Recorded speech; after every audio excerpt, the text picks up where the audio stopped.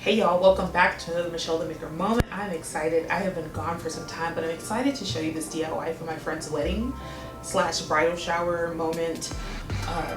I've been seeing it everywhere, but I want to put my own little spin on it and do my own thing and just see how, I haven't done a DIY in a while, but just to see how it is for myself and how easy it is. Anyways, nice to see you again, but you can't really see me.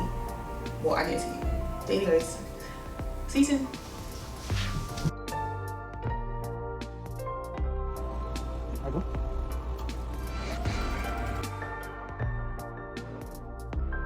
So for this tutorial, you're going to need foam boards. Got these from Dollar Tree.